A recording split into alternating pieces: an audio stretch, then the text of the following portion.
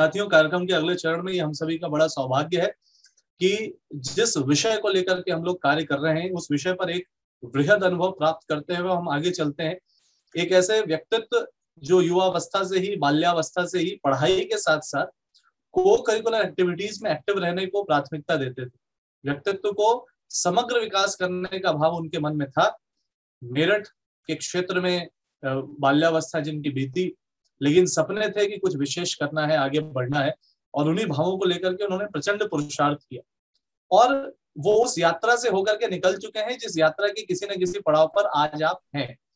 तो वो पथिक जो उस यात्रा से होकर के गुजरा हो, वो सारे माइलस्टोन्स जानता है, वो सारे फार्मूले जानता है, वो सारी एडवर्सिटीज जानता है, वो सारी रेसिपी जानता है, जो रेसिपी शायद आप में से भी किसी के काम आ सके।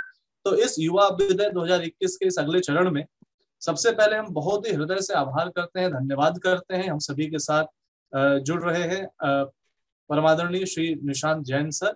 आप के बारे में यदि मैं आपको कहूं साथियों, तो वर्ष 2014 में जो आपने इतिहास गढ़ा, मातृभाषा हिंदी को लेकर के जब आप चले, तो करोड़ों करोड़ के इस देश में जब इंडियन एडमिनिस्ट्रेटिव सर्विसेज के लिए लोग चुने जाते हैं, तो करोड़ों की आबादी वाले इस देश में जो हिंदी भाषी, जहां पे इतने सारे हमारे अपने लोग हैं, वहां पर हिंदी वर्ग में आईएएस में करोड़ों के इस देश में आप पहले नंबर पर आए। तो ये प्रथम आना करोड़ों लोगों की इस आबादी वाले देश में हिंदी वर्ग में अपने आप में बड़ा उत्साह का विषय। तो एक बार आप सबकी तालियों से मैं उनका अभिनंदन करता हूं, उनको आभार करता हूं। और ये यात्रा सिर्फ उतनी ही नहीं है, वर्तमान में आप विविध भूमिकाओं में आपने कार्य किया है, और जब से आप राजस्थान टूरिज्म को पूरी अपनी कुशल डायरेक्शन दे रहे हैं, तो आप देख सकते हैं कि इनोवेशन, क्रिएशन और सेवा कार्यों में जो कुछ भी नया हो रहा है वो आपके व्यक्तित्व का ही प्रतिफल है। आप एक मोटिवेशनल स्पीकर भी हैं, आप एक कुशल लेखक भी हैं। रुक जाना नहीं तो कभी हार के जैसे भाव के गीत आपको पसंद आते हैं, तो वैसी पुस्तकें आपने लिखी हैं। मुझे भी बनना है आईएएस, और ऐसी प्रेरणाएं जन जन को देने के लिए आपने लेखन किया है।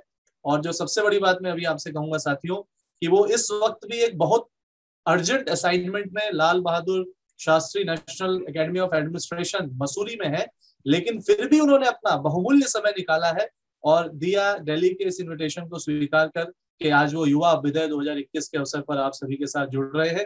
तो जैसा मैंने आपको शुरू में कहा था, जीवन का अर्थ है समय, और समय जो आपको देते हैं मतलब वो आपको जीवन देते हैं। तो ऐसे हमारे परम आदरणीय श्री निशांत जैन सर से हम प्रार्थना करेंगे कि वे आज के इस अवसर पर हम सभी के मध्य पधार चुके हैं, वे युवाओं को मार्गदर्शन प्रदान करें। सो ओवर टू आदरणीय निशांत जैन सर। बहुत बहुत धन्यवाद।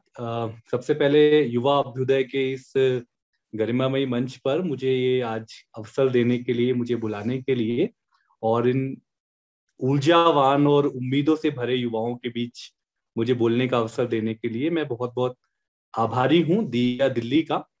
और अभी हमने मैं डॉक्टर प्रणव पंड्या, जो हमारे बहुत आदरणीय हैं और देव संस्कृति विश्वविद्यालय के कुलाधिपति और अखिल विश्व गायत्री परिवार के मुखिया, उनको सुना। बड़ा ही ऊर्जस्वी और बहुत ही प्रेरणादायक उद्बोधन हम लोगों ने सुना। खासतौर पे जो उनका सबसे बड़ा योगदान हमें लगता है वो है अध्यात्म और विज्ञान का समन्वय, जैसा कि उन्होंने भी स्वीकार किया। तो मैं इस मंच पर, जहां पर इतनी ऊर्जा का आवाहन हो चुका है, वहां पर मैं थोड़ा सा अपनी बात को उसमें जोड़ना चाहता हूँ। और बहुत बहुत धन्यवाद पुनः दिया दिल्ली का और आपकी टीम का, मनीष और आप सब लोगों का, कि आपने मुझे ये अवसर दिया। शुरुआत करना चाहता हूँ मेरी पसंदीदा 4 पंक्तियां, जो दुष्यंत कुमार की पंक्तियां मुझे बहुत प्रिय हैं और पूरी यात्रा के दौरान मेरा संबल बनी रही। जब भी मैं कभी डिमोटिवेट हुआ, जब भी मैं कभी डाउन मैंने फील किया, तो इन 4 पंक्तियों ने मेरा उत्साह बढ़ाया। सुनिए कि इस नदी की धार से ठंडी हवा आती तो है। कई बार हम लोग निराशा की बातें सुन के हताश हो जाते हैं। हमारे आसपास कुछ ऐसे लोग होते हैं जो बार बार हमें डाउन करने की कोशिश करते हैं, हमारी टांग खींचने की कोशिश करते हैं। इस नदी की धार से ठंडी हवा आती तो है, और नाव जर्जर ही सही लहरों से टकराती तो है, और एक चिंगारी कहीं से ढूंढ लाओ है दोस्तों, इस दिए में तेल से भीगी हुई बाती तो है, इस दिए में तेल से भीगी हुई बाती तो है। तो हमारी नाव भले ही कितनी जर्जर है, लेकिन उसमें फिर भी वो जो है वो लहरों से टकराती है। तो हमें उसी नाव की सहायता से, जो थोड़ी जर्जर भी है, विपरीत दिशाओं से हवाएं भी आती हैं, पर फिर भी हमें उस नाव को आगे ले जाना है। और हर सफलता की अपनी एक कहानी होती है दोस्तों। मैं कहना चाहता हूँ कोई भी व्यक्ति आईएएस की केवल बात न करें, किसी भी क्षेत्र में जब हम आगे बढ़ते हैं तो उसकी सफलता की एक कहानी होती है। मुझसे कहा गया है कि मैं थोड़ा सा अपनी कहानी के बारे में भी बताऊं, जो अपने संघर्ष हैं, अपने जीवन की जो उतार चढ़ाव हैं, उनके बारे में भी थोड़ा सा बताऊं। तो मैं शुरू करता हूँ। जैसा कि परिचय में बताया, मैं मेरठ में मेरा जन्म हुआ। एक साधारण परिवार में, पुराना इलाका जो होता है शहर का, वहां पे मैं पला बड़ा। स्कूल था हिंदी मीडियम स्कूल में पढ़ाई हुई, जैसे सबकी होती है। और 12th किया। 12th के बाद थोड़ा थोड़ा मन में आने लगा था कि यूपीएससी जो है, जो देश का सबसे बड़ा एग्जाम है, मुझे उसमें बैठना चाहिए। इससे पहले की एक और बात, जब मैं कभी 8वीं क्लास के आसपास हुआ करता था, तो राशन लेने राशन की दुकान पे जाया करता था। वहां पर एक जो राशन कार्ड होता था, उस पर लिखा होता था, एक अधिकारी शब्द लिखा होता था, जैसे खाद्य एवं रसद अधिकारी, इस तरह से। तो मैं सोचता था ये अधिकारी कौन होते हैं। मुझे लगता था अधिकारी, पता चला धीरे धीरे कि अधिकारी वो लोग होते हैं जो इन चीजों का नियंत्रण करते हैं, सुपरविजन करते हैं, इन चीजों को ठीक कर सकते हैं, निरीक्षण करते हैं, उसका पूरा मतलब उसके लिए वो जिम्मेदार होते हैं वहां पे जो भी चल रहा है। तो मैं देखता था कुछ कुछ गड़बड़ियां होती, तो मैं सोचता था मैं भी अधिकारी बनूंगा और इन सब चीजों को ठीक करूंगा। तो ये एक भाव था उस समय, जब मैं बच्चा था, बाल मन था। फिर ये नहीं पता था कैसे होता है, पर धीरे धीरे जब आगे बढ़ा, 10वीं की, 12वीं की, पढ़ने में अच्छा था हमेशा से, अच्छी रैंक लाता था। तो 12वीं तक थोड़ा थोड़ा मन में आने लगा कि अधिकारी बनना है। तो अधिकारी बनने के लिए फिर पता चला कि अधिकारी बनने के लिए बहुत सारे एग्जाम होते हैं, पर जो सबसे बड़ा एग्जाम होता है, जो सबसे बड़ा अधिकारी बनाता है, वो आईएएस का एग्जाम होता है। और यूपीएससी जो है वो उसको लेता है, और वो ग्रेजुएशन के बाद होता है। तो मैं तो ऐसे सोच रहा था कि 12th के बाद ही दे दूं, पर पता चला नहीं, ग्रेजुएशन के बाद देना होता है।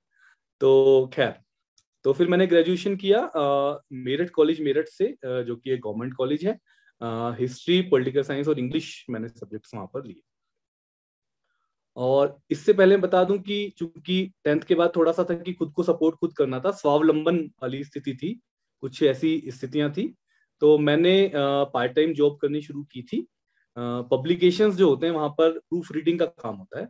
जब भी कोई किताब छपती है तो इसको ठीक किया जाता है, उसकी गलतियां सुधारी जाती हैं। तो वो काम मैंने शुरू किया, थोड़ी थोड़ी अर्निंग शुरू हुई, तो खुद की पढ़ाई को सपोर्ट करना शुरू किया।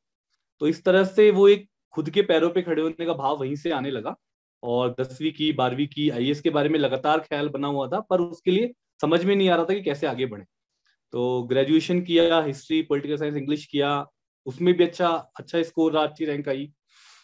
उसके बाद एक थोड़ा सा बदलाव और हुआ कि चूंकि हम लोग बहुत साधारण परिवार से थे, तो हम लोग सोचते थे कोई एक नौकरी मिल जाए। तो ग्रेजुएशन करते करते एक नौकरी मिल गई मुझे। एक एग्जाम का मैंने फॉर्म भरा हुआ था, तो मैं क्लैरिकल नौकरी मुझे मिल गई, एक सरकारी नौकरी डाक विभाग में। तो मैंने फट से उसको ज्वाइन कर लिया, क्योंकि वो एक अपने आप में एक सुकून था। एक वो था कि घर वालों के लिए भी एक हो गया कि हाँ भाई, लड़का जो है वो एक नौकरी में लग गया है, और खुद के लिए भी थोड़ा एक सुकून हो सकता था, ऐसा सोचा मैंने। और उस नौकरी को ज्वाइन कर लिया, काम करना शुरू कर। लेकिन हर नौकरी में समय चाहिए। मैंने भी वहां पे खूब शिद्दत से और खूब समर्पण से काम किया, लेकिन मैंने पाया कि मेरी जो काबिलियत है वो वहां पे शायद उससे ज्यादा मुझे कुछ करना चाहिए। इसी बीच मेरे एक सीनियर थे, मेरे एक भैया थे। जैसे हर किसी के लाइफ में कोई कोई ना कोई बड़ा भाई जैसा कोई व्यक्ति होता है, जो आपको समय समय पे राह दिखाता है, समय समय पे आपको आप गलत राह पे जा रहे होते हो, विचलित हो रहे होते हो, तो आपको वहां से बचाता है। तो मेरे एक सीनियर थे, उन्होंने मुझे कहा, एक उदाहरण दिया। जैसे कि आप जहां भी बैठे हैं, वहां पे कमरे में एक बल्ब या ट्यूबलाइट जली होगी। आप अगर कभी देखो ध्यान से, तो वो जो बल्ब कमरे के कोने में लटका हुआ है, अगर उस बल्ब को अपनी टेबल पर ही लगा दिया जाए, तो वो केवल एक सीमित क्षेत्र में ही रोशनी देगा, टेबल लैंप जैसे होता है। लेकिन उसी बल्ब को वहां से निकाल करके अगर कमरे के कोने में लटका दिया जाए, तो वो पूरे कमरे में रोशनी। इसका अर्थ ये हुआ कि व्यक्ति को देखना चाहिए, किसी युवा को देखना चाहिए कि उसके अंदर जो काबिलियत है, उसके अंदर जो क्षमता है, उसके अंदर जो एक आगे बढ़ने का एक जज्बा है, उसके अनुरूप उसको प्रयास करना चाहिए अपने करियर में आगे बढ़ने का। तो मैंने भी सोचा कि शायद उस बल्ब को नीचे के बजाय ऊपर लटकाया जाए, और अपनी जिंदगी में थोड़ा अपने एक तरह से योग्यता के मुताबिक आगे बढ़ना चाहिए। तो वहां मैंने वो बात सोची। वो बात मुझे एक तरह से मेरी लाइफ का गेम चेंजर कहें या टर्निंग पॉइंट कहें, वो वहां पर हो गया। तो इस तरह से हुआ ये कि मैंने सोचा, मेरे टीचर्स भी मुझसे बड़े नाराज रहते कि ग्रेजुएशन के बाद आपने पढ़ाई छोड़ दी, आपको अभी और आगे पढ़ना था। तो फिर फाइनली डिसाइड ये किया गया कि एक नौकरी को छोड़ा जाए और दोबारा से पढ़ाई शुरू की जाए। मैंने दोबारा से पढ़ाई शुरू की, एमए किया। हिंदी लिटरेचर मैंने लिया इस बार, क्योंकि बहुत ज्यादा रुचि थी हिंदी साहित्य में। और हालांकि ग्रेजुएशन में इंग्लिश था और उसमें अच्छा कर रहा था, पर फिर भी हिंदी की ओर झुकाव बहुत ज्यादा था, इसलिए हिंदी की ओर आ गया। एमए हिंदी किया। एक नेट जेआरएफ का एग्जाम होता है, नेट जेआरएफ का एग्जाम दिया, पहली बार में क्लियर हो गया। नेट जेआरएफ एग्जाम क्लियर करने से ये होता है कि आपको फेलोशिप मिलती है, हर महीने आपको एक फेलोशिप मिलती है जिससे आप अपनी रिसर्च कर सकते हैं। तो मैं जो मेरठ से दिल्ली जाना चाहता था ग्रेजुएशन करने के लिए, नहीं जा पाया था उस समय। मैं एमए के बाद एमफिल करने के लिए दिल्ली यूनिवर्सिटी गया और वहां पे मुझे नेट जेआरएफ की फेलोशिप मिलनी शुरू हुई। उस समय 20,000 रुपये महीना मिला करते थे और उससे एक सहारा मिला, एक संबल मिला। और फिर यूपीएससी का सपना दोबारा से जिंदा हुआ, आईएएस का। और एमफिल के साथ साथ आईएएस की तैयारी पर दोबारा से ध्यान दिया। और उसके बाद एक कहानी और शुरू होती है इसी में। आईएएस की तैयारी शुरू की, एग्जाम दिया 2013 में। पहली बार एग्जाम दिया, उम्मीद बहुत ज्यादा, क्योंकि अपने को हम भी थोड़ा स्मार्ट समझते थे, क्योंकि अभी तक सब जगह टॉप करते आए थे, टॉप करने की आदत बनी हुई थी, मेहनत भी खूब की थी। लेकिन यूपीएससी बड़ी चीज है, वो बड़े बड़े लोगों को खेल खिला देती है। तो पहले प्रयास में मैं प्री में ही फेल हो गया। ऐसे अपने बहुत सारे साथी यहाँ पे बैठे हैं जो यूपीएससी में कई बार उन्होंने प्रयास किए, कई कई मोड पे, क्योंकि ये सांप सीढ़ी का खेल है। प्री में फेल हो तो प्री में पास हो जाए, तो मेंस में फेल हो जाए तो वापस, और प्री में ही पास हो जाए, मेंस में पास हो जाए, इंटरव्यू में रह जाए तो भी वापस वहीं से शुरू करना पड़ता है। तो पहले प्रयास में प्री में असफल हुआ, काफी खराब लगा, काफी बुरा लगा, क्योंकि जिस व्यक्ति ने कभी असफलता का स्वाद ही ना चखा हो, उसको एक असफलता मिल जाए तो थोड़ा खराब लगता है। और थोड़ा सा तनाव हुआ, अवसाद की ओर थोड़ा बढ़ने लगा मैं। आपने ये भी कहा था कि ये बताइएगा कि आपका मोटिवेशन क्या था या फिर आपको किसने संभाला। तो उस समय मेरे बड़े भैया, जो मेरे हमेशा से एक मार्गदर्शक रहे हैं, मेरे से 2 साल बड़े हैं, उन्होंने मुझे संभाला, उन्होंने मुझे मोटिवेट किया, उन्होंने मुझे उस अवसाद से बाहर निकाला। उन्होंने मुझे बताया कि दोबारा तुमको प्रयास करना चाहिए, तुम नहीं करोगे तो और कौन करेगा, तुम में वो काबिलियत है, केवल तुम प्री में फेल हो गए, जब तुम प्री में पास हो जाओगे तो तुम मेंस में, तुम लिखते बहुत अच्छा हो, तो मेंस में तुम निश्चित रूप से पास हो जाओगे। तो फिर ये हुआ, एक तो भैया ने संभल दिया, दूसरा मैं चूंकि एग्जाम वगैरह दिखता रहता था, मैं अभी बाद में आपको बता प्लान बी के बारे में कि मैंने कैसे प्लान बी का इस्तेमाल किया और आपको भी करना चाहिए। तो मैंने उधर एक फॉर्म भरा हुआ था पार्लियामेंट में, ट्रांसलेटर की एक नौकरी निकली हुई थी, मैंने उसको भरा हुआ था, उसी में मेरा सिलेक्शन। तो देखिए कैसे होता है जिंदगी में कि एक तरफ तो यूपीएससी के प्री में फेल हुआ, दूसरी तरफ पार्लियामेंट में एक नौकरी। तुरंत उस नौकरी को ज्वाइन किया, क्योंकि उस नौकरी से जो आत्मविश्वास मिला और जो संबल मिला और जो एक सेंस ऑफ तनाव मुक्ति का एहसास हुआ, तो वो मैंने तुरंत ज्वाइन की। बहुत अच्छा एक अपॉर्चुनिटी थी, अच्छा एक अवसर था। वहां ज्वाइन करने के बाद दोबारा 2014 में मैंने प्रारंभिक परीक्षा में यूपीएससी में बैठा, नौकरी के साथ साथ। नौकरी के एग्जाम के दौरान थोड़ी छुट्टी ली थी, प्री में क्लियर किया, फिर मेंस दिया, मेंस क्लियर किया, फिर इंटरव्यू दिया, वो भी क्लियर हुआ और 13वीं रैंक मुझे मिली। और जैसा कि बता रहे थे, हिंदी मीडियम से पहली रैंक थी। और इस तरह से ये आज आपके सामने मैं जिस पद पे हूँ राजस्थान काडर में, डायरेक्टर टूरिज्म राजस्थान अभी मैं हूँ। तो ये यात्रा यहाँ तक आई। तो दोस्तों आपने देखा इस पूरी यात्रा में जो सीखने वाली बात है, जो टेक अवे है, जो एक चीज है आपको अपने साथ ले जानी है, वो है परसिस्टेंस, निरंतरता। यानी कि इस सफर में आप देखेंगे कि एक खास बात है कि एक विद्यार्थी है जिसने पहले ग्रुप सी की नौकरी की क्लरिकल, फिर ग्रुप बी की नौकरी की, और फिर ग्रुप ए में यूपीएससी जो सबसे प्रतिष्ठित परीक्षा मानी जाती है इस देश की, उसमें सफलता प्राप्त की। तो ये एक कदम दर कदम, स्टेप बाय स्टेप निरंतर आगे बढ़ते जाने की यात्रा है। और मेरी नहीं, ऐसी यात्रा हम में से बहुत सारे लोगों की है। हम सब ने जीवन में बहुत सारे संघर्ष किए हैं। कई जगह हम डाउन फील किया, हमने कई जगह हम अवसाद में गए, फिर बाहर आए।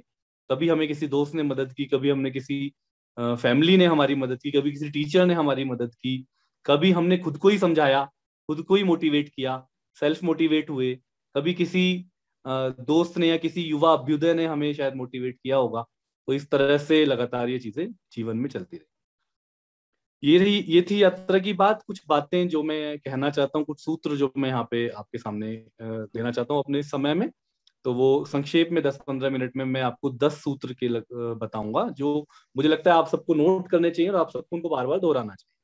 अभी बता रहे थे परिचय में, मेरी एक किताब रुक जाना नहीं के नाम से प्रकाशित हुई है, काफी युवाओं में लोकप्रिय भी है। उस किताब के भी कुछ सूत्र मैं यहाँ पे दूंगा और वो आपको विस्तार में वहां से पढ़ने को मिलेंगे। सबसे पहले जो आज का सूत्र है और जो देव संस्कृति की बात आज इस कार्यक्रम में की जा रही थी शुरुआत में, ऋग्वेद में एक सूक्त है, आनो भद्रा कृतवो यंतु विश्वतः, जिसका अर्थ है let noble thoughts come to us from every side, सभी दिशाओं से श्रेष्ठ विचार हमारे पास आए। इसका अर्थ ये हुआ, जैसे गांधी जी ने भी कहा था कि दरवाजे और खिड़कियां खुले रखने चाहिए अपने घर के, ताकि हवाओं का झोंका आए, लेकिन वो हवाओं का झोंका इतना तेज ना हो कि वो दरवाजे खिड़कियां उखाड़ के ले। तो इसका मतलब ये हुआ कि हमें श्रेष्ठ विचार, नए विचारों के स्वागत के लिए हमेशा तत्पर रहना चाहिए, पर अपनी जड़ें जमाए रखते हुए। यानी अपने जो यहाँ पे बात की जा रही है कि अपने जो मूल्य हैं, अपने जो आध्यात्मिक मूल्य, अपने जो सांस्कृतिक मूल्य हैं, अपने जो सामाजिक मूल्य हैं, उनको बनाए रखते हुए नई चीजों को सीखना चाहिए।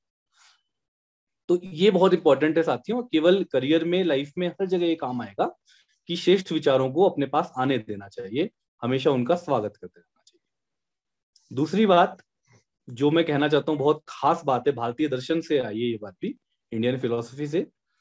3 सिद्धांत है जो जीवन के मेरे 3 मार्गदर्शक हैं और आप सबके जीवन में ये बहुत महत्वपूर्ण रोल निभाते हैं, जीवन में, परीक्षा में, हर जगह। पहला है गीता का निष्काम कर्म। निष्काम कर्मियों को आपने सुना होगा, कर्मण्येवाधिकारस्ते मा फलेषु कदाचन मा कर्मफल हेतुर्भु माते संगोत्सु कर्मणि। अब ये श्लोक तो हम सब ने सुना है, लेकिन इस श्लोक का अर्थ क्या है? इस श्लोक का अर्थ हम सब ने सुना है कि भाई कर्म करते रहो, फल की चिंता मत करो, एक बहुत लोकप्रिय सा अर्थ है इसका। पर इसका अर्थ जो मैंने समझा वो ये है कि कर्म करते रहो, फल की चिंता मत करो, फल के प्रति आसक्त मत हो, पर फल का प्रयास तो करो। क्योंकि अगर फल का मोटिवेशन नहीं होगा, नतीजे का मोटिवेशन नहीं होगा कि मैंने ये टारगेट सेट किया है या फिर ये मैंने एक लक्ष्य बनाया है, तो वो मोटिवेशन कैसे मिले? तो इसलिए कर्म करते रहो, फल की प्रति आसक्त मत हो, अटैच मत हो। यानी कि अगर आपने एग्जाम दे दिया और आप फिर उसके बाद बस यही सोचे जा रहे हो कि रिजल्ट क्या आएगा, रिजल्ट क्या आएगा, और कुछ भी नहीं कर रहे, वो नहीं करना है। एग्जाम देने के बाद ये सोचते हुए कि हाँ सकारात्मक रिजल्ट आएगा, और अपना प्रयास जारी रखना। तो कर्म, ये जो कर्मयोग है, निष्काम कर्मयोग है, ये जीवन के हर मोड़ पे, एग्जाम में, यूपीएससी की तैयारी में, हर जगह हमारे काम होता है। दूसरा जो सूत्र है वो अनेकांतवाद है, जैन दर्शन का सिद्धांत है, बहुत इंटरेस्टिंग है, जो ये कहता है कि किसी भी चीज को अलग अलग नजरियों से देखना चाहिए, उसको अलग अलग दृष्टिकोणों से देखना चाहिए, क्योंकि जो ट्रूथ है वो मल्टीफोल्ड है। ट्रूथ जो है वो एब्सोल्यूट नहीं है, ट्रूथ जो है वो अलग अलग तरह से लोग उसको अलग अलग नजरियों से देखते हैं। जैसे कि एक उदाहरण है, हाथी और 7 अंधे लोगों का उदाहरण दिया जाता है इसमें, कि एक हाथी है, उसके अलग अलग अंगों को स्पर्श करके वो जो दृष्टिहीन लोग हैं वो उसको अलग अलग आकृति समझ रहे हैं। जैसे कि जो उसके कान को छू रहा है वो उसको पंखा समझ रहा है, जो उसकी पूंछ को छू रहा है वो उसको झाड़ू समझ रहा है। लेकिन हाथी जो है वो ना तो झाड़ू है ना वो पंखा है, वो हाथी है। लेकिन उसके लिए कैसे पता चलेगा वो हाथी है? जब हम उसको सभी दृष्टिकोणों से देखेंगे, उसको एज ए होल, समग्र रूप में देखेंगे, उसको कॉम्प्रिहेंसिव तरीके से देखेंगे, तब हमें समझ में आएगा। तो अनेकांतवाद ये कहता है कि किसी भी चीज को सारे नजरियों से देखिए, किसी एक नजरिए को पकड़ के मत बैठिए। ये सिद्धांत कैसे काम आता है हमारे जिंदगी में? कई बार हम सोचते हैं कि मैं जो कह रहा हूँ वही ठीक है और सामने वाला जो कह रहा है उसका जो मत है वो गलत। ना तो मैं जो कह रहा हूँ वो पूरी तरह ठीक है और ना जो सामने वाला कह रहा है वो पूरी तरह गलत है। ट्रुथ इनके बीच में कहीं लाई करता है। इसीलिए इसको कहते हैं, इसीलिए इसको अनेकांतवाद, यानी एक बात को पकड़ के ना बैठे। नॉन एब्सोल्यूट होती हैं चीजें, एब्सोल्यूट नहीं। तीसरा है मध्यम मार्ग, मिडिल पाथ उसको बोलते हैं, गोल्डन मीन उसको बोलते हैं। ये बौद्ध दर्शन से आया, बुद्ध ने हमें दिया है। वो कहते हैं कि एक्सट्रीम्स में मत जाइए, 2 एक्सट्रीम्स है, दोनों के बीच में मत जाइए, बीच का रास्ता है, एक मध्यम मार्ग है, उसको अपनाना चाहिए। ये चीज हमारे काम आती है करियर में, लाइफ में। कई बार हम देखते हैं कि भाई कोई कहता है कि साहब ऐसे करना चाहिए, कोई कहता है वैसे करना चाहिए, कोई अपनी बात पे अड़ा रहता है। तब हमें समझ में आता है कि वो दोनों ही पूरी तरह ठीक नहीं थे। ये थोड़ा थोड़ा अनेकांतवाद और मध्यम मार्ग आपस में काफी कनेक्टेड है।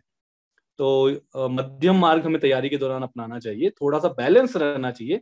कई बार हम इंटरव्यू में या मेंस में बहुत एक्सट्रीम ओपिनियन ले लेते हैं, एक्सट्रीम स्टैंड ले लेते हैं, वैसा अपने को नहीं करना चाहिए। तो ये थे 3 मार्गदर्शक जीवन के, निष्काम कर्मयोग, अनेकांत और मध्यम मार्ग।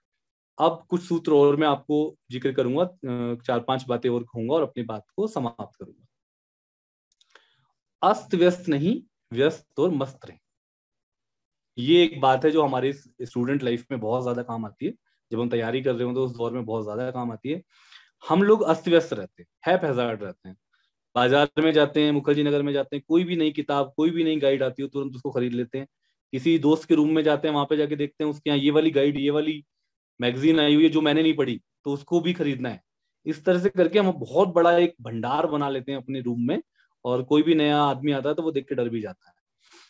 ऐसा नहीं करना अपने को सीमित जो है कंटेंट रखना है और उसमें उसी को अच्छे से तैयार करना है।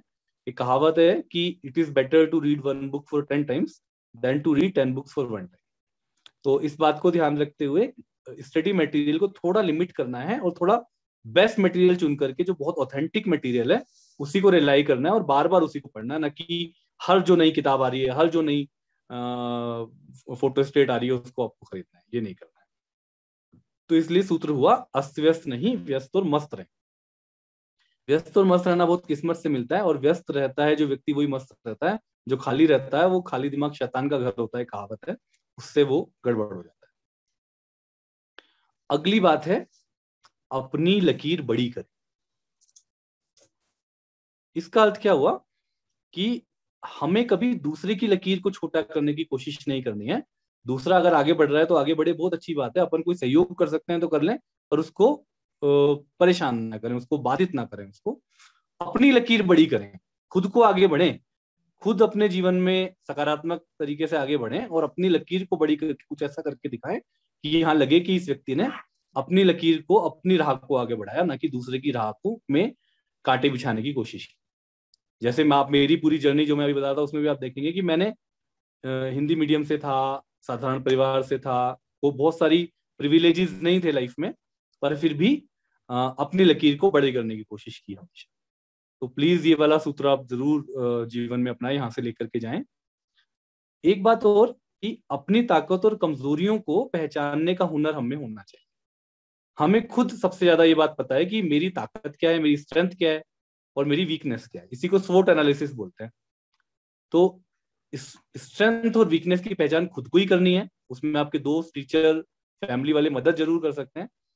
ताकत को और बढ़ाना है और वीकनेसेस पे मेहनत करके उनको रिमूव करना है। ये अगर हम कर लें तो मुझे लगता है कि कोई भी सफलता जीवन की हमसे दूर नहीं रह सकती। एक और बात आप सबको कहना चाहता हूँ दिया दिल्ली के इस मंच पे, कि आप सब लोग जो यहाँ पर हैं वो साथ साथ साथ आगे बढ़े। एक एक मंत्र है वेद में, संगच्छध्वम संवदध्वम संवो मनांसी जान। साथ साथ बोलें, साथ साथ बढ़े, साथ साथ एक दूसरे के मन को जाने, साथ साथ आगे बढ़े। क्योंकि अगर हमें कोई चीज सीखी है तो अगर हम किसी को उसको मदद कर लेंगे तो उससे कोई नुकसान नहीं होता और फायदा होता है। ग्रुप डिस्कशन में यही होता है, ग्रुप स्टडी में यही होता है कि हम जब जो चीज हमको अच्छे से आती है वो हमने पढ़ा दी दूसरे को, और जो उसको अच्छे से आती है उसने हमको पढ़ा दी, तो दोनों को वो चीज कंठस्थ हो जाती है, दोनों को वो चीज बहुत अच्छे से समझ में आ जाती है। तो इसलिए साथ निभाएं, एक दूसरे को की मदद करने से 100% मैं आपको बता रहा हूँ कि फायदा ही होगा, नुकसान नहीं होगा। परस्परोग्रहो जीवन नाम एक मंत्र है, उस तरह से आगे बढ़े, एक दूसरे की मेहनत से, एक दूसरे के सहयोग से ही हम जीवन में आगे बढ़ते हैं।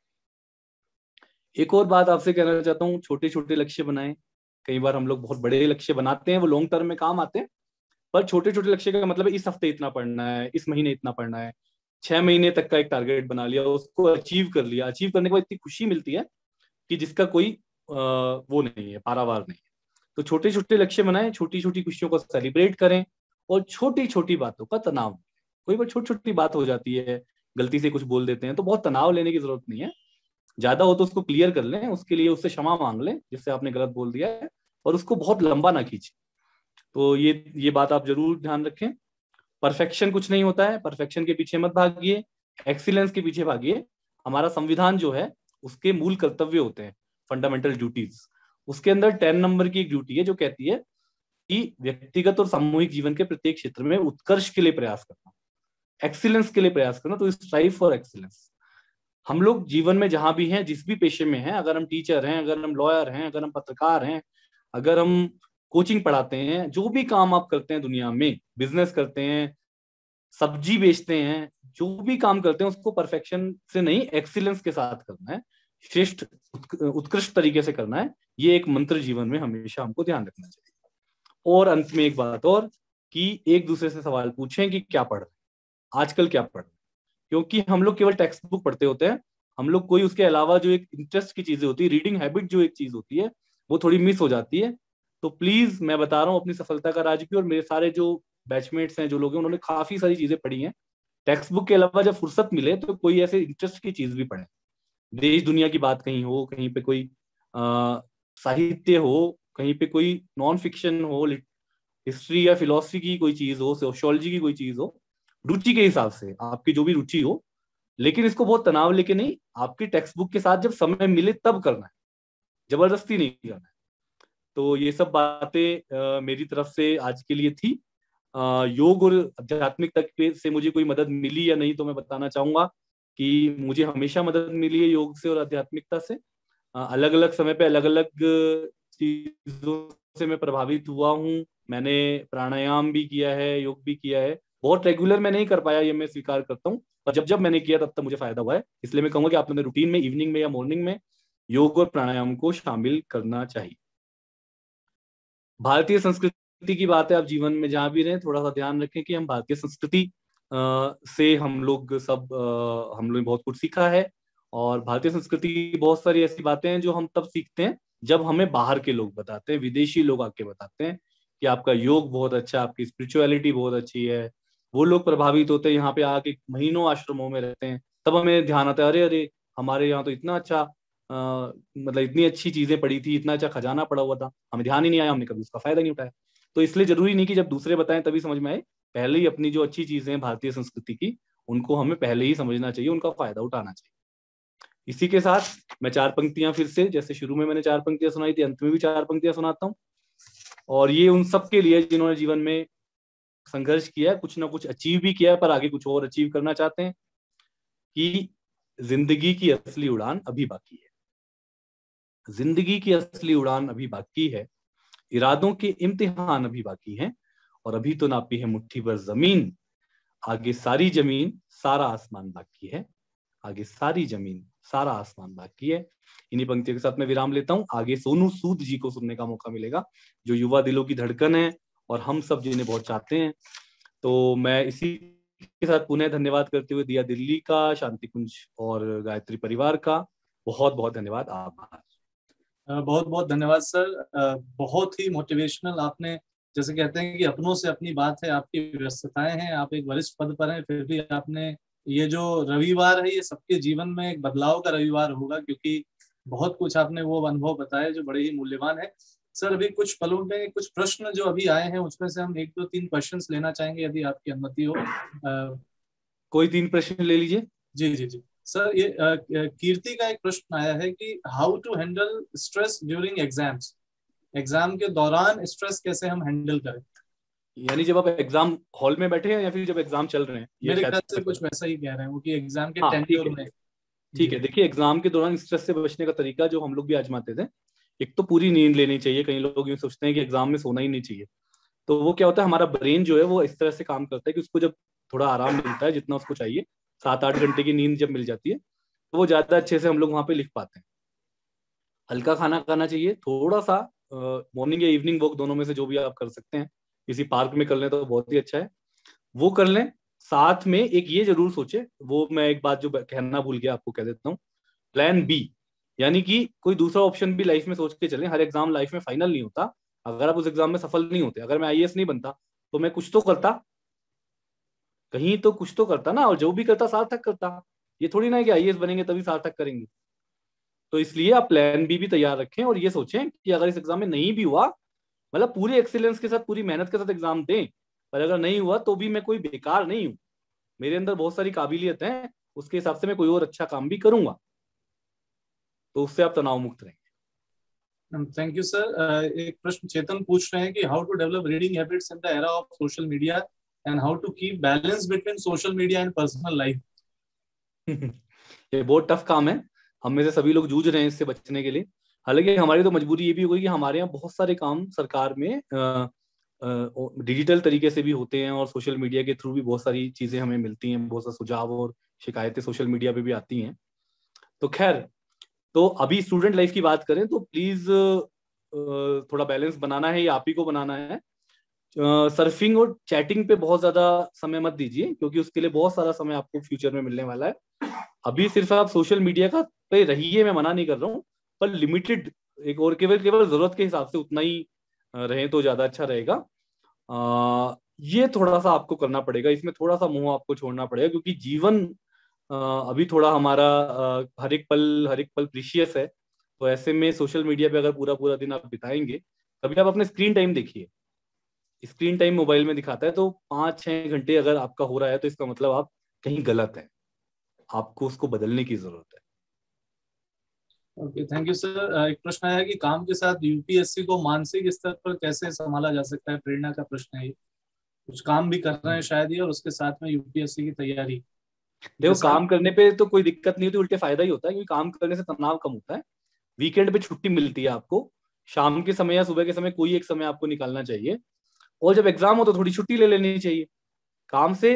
मैं ये नहीं कहता कि काम करके ही तैयारी करनी चाहिए, लेकिन अगर काम के साथ तैयारी कर रहे हैं तो बहुत दिक्कत नहीं है, अगर आपने पहले से थोड़ी चीजें पढ़ी हुई तो। जैसे कि हमने पहले से चीजें पढ़ी हुई थी, तो काम के साथ करने में दिक्कत नहीं।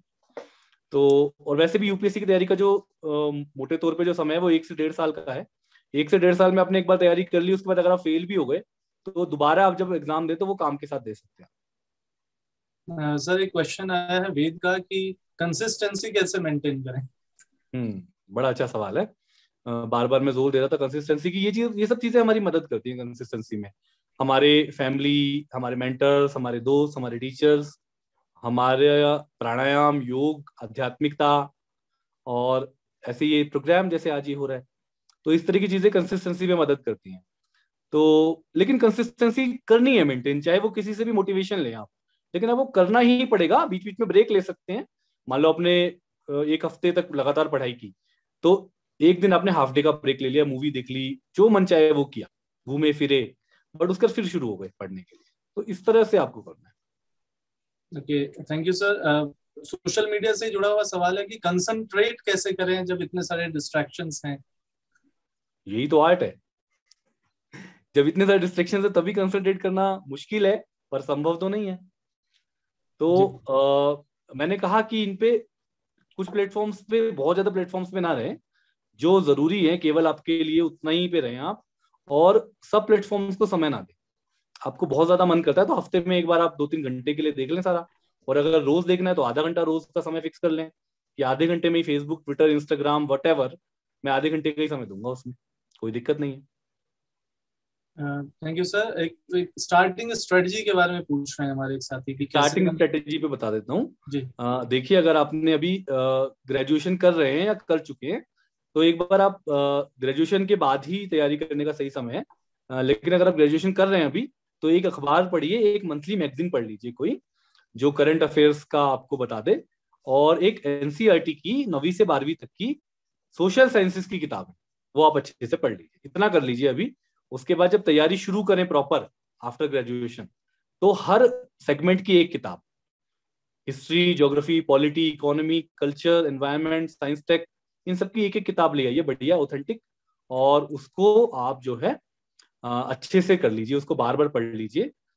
मुझे लगता है इतना शुरू करने के लिए ठीक है। Thank you sir. Monika ji का एक प्रश्न है कि स्टार्टिंग में नॉलेज नहीं थी क्योंकि सराउंडिंग ऐसी नहीं थी, अब नॉलेज मिली है, पर एज जो है 26+ है और जॉब भी साथ में चल रही है, तो अब कैसे काम दे? ऑल्दो आप इसको एड्रेस कर चुके हैं पहले, लेकिन इस डायरेक्शन नहीं में नहीं, ठीक है, कोई बात नहीं। 26 तो बहुत सही है, कई बार तो 30 के बाद पता चलता है। तो आप बहुत लकी हैं। तो नौकरी करने के साथ करिए, कोई दिक्कत नहीं है। जब एग्जाम हो उस समय थोड़ी छुट्टी आपको लेनी पड़ेगी, ताकि आप ठीक से एग्जाम दे पाए, और प्री क्लियर हो तो उसके हिसाब से आगे बढ़ लें फिर। सर एक क्वेश्चन आया है, वही जैसे था ना 3 डेट्स में कंफ्यूजन ही कंफ्यूजन, क्वेश्चन सब पता खत्म नहीं। करेंगे, लास्ट क्वेश्चन पूछिए। हाँ, एक ये लास्ट क्वेश्चन है सर कि स्टडी मटेरियल्स बहुत हैं, कंफ्यूजन बहुत होता है, तो कैसे हम स्टडी मटेरियल को चुनें? देखिए, मैंने इसीलिए बहुत मेहनत से किताब लिखी है। मुझे बनना यूपीएससी टॉपर आपको पढ़नी चाहिए, प्रभात प्रकाशन से आई है। उसमें किताबों की लिस्ट दी हुई है, उस किताबों के अलावा ज्यादा मत पढ़िए, और मोटिवेशन के लिए रुक जाना नहीं है, मैं उनका भी प्रचार कर रहा हूँ, आप उनको पढ़िए जिन्होंने नहीं पढ़ा है। So thank you very much sir. अब आपकी अनुमति से हम आपके माध्यम से एक प्रोजेक्ट लॉन्च करने जा रहे हैं। फर्स्ट ऑफ ऑल क्वेश्चंस बहुत सारे हैं, क्वेश्चंस को अब अलग से वाया दिया दिल्ली राउट किया जा सकता है, या सर की बुक आप लें और उससे आपको कई जवाब मिलेंगे। रुक जाना नहीं, मुझे बनना है यूपीएससी टॉपर। और साथ ही साथ अब सर की अनुमति से हम चाहेंगे कि एक प्रोजेक्ट है दिया दिल्ली जो शुरू कर रहा है, प्रोजेक्ट का नाम है उन्नति। तो सर की अगर अनुमति हो तो ये एक फ्री मेंटोरशिप प्रोजेक्ट है जो कि दिया दिल्ली एक्सपर्ट्स के साथ मिलकर प्लान कर रहा है, जिसमें कि यूपीएससी सेलेक्टेड कैंडिडेट्स और इसके अलावा जो भी एक्सपर्ट्स हैं वो मेंटोर करेंगे भारत के विभिन्न राज्यों से विभिन्न विद्यार्थियों को।